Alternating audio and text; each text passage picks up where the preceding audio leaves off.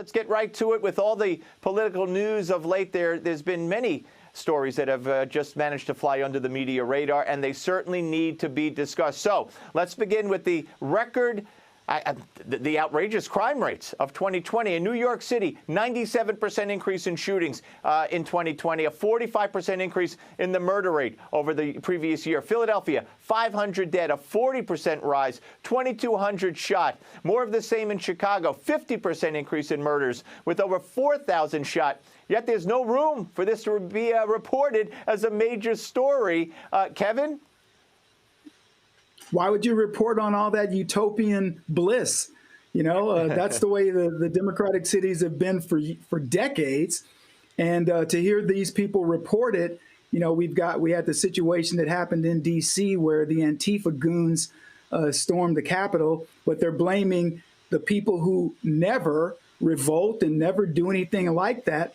Meanwhile, they ignore what's happening. And what's funny about it, Steve, is if you read different reports in different cities, they don't even have an accurate count. You said a 50% increase in murders in Chicago. I've seen 55 to 59%. Try to find actual statistics on the actual number of people who've been shot. They can't tell you. Yeah, they don't want to tell you. Ford? Well, I think Kevin's absolutely right. This shows how bad Democratic state leadership has been in many of these large cities. But it's really, truly a combination of factors. When you implement ridiculous bail reform laws, have arbitrary lockdowns, and then offenders not fearing persecution, this was a no-brainer. You knew this was going to happen, particularly during COVID. Yeah, absolutely right. In New York City, I can tell you story after story of people who have been released. Okay, I don't know if either of you, speaking of COVID, have taken the vaccine. I doubt it. I know you, Ford, had the virus. I'm not sure about you, Kevin, but as both of you know, there's skepticism out there.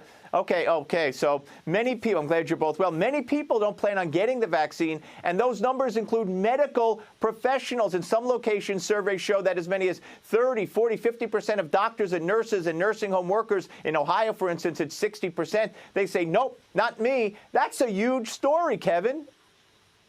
Why would you get a vaccine? Look, people are dying from COVID. Let's just be clear about that.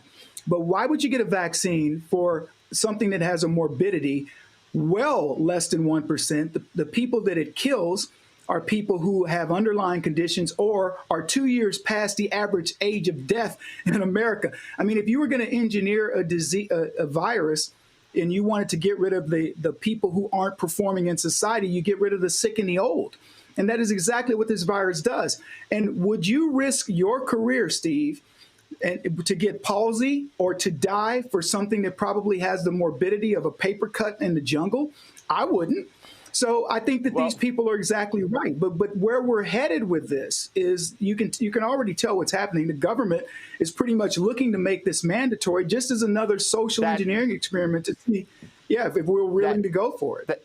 That's my point. You say, will I be willing to risk my job by getting the vaccine? What if me or others have to get it to keep their job or to travel for their job or to travel anywhere or do anything? Ford?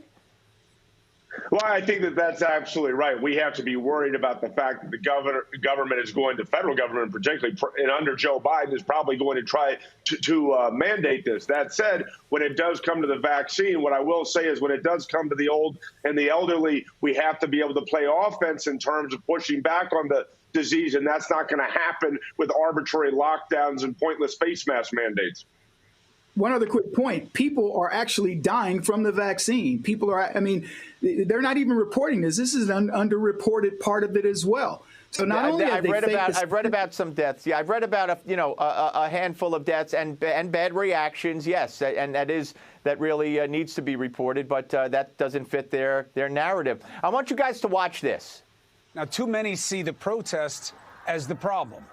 No, the problem is what forced your fellow citizens to take to the streets: persistent and poisonous inequities and injustice.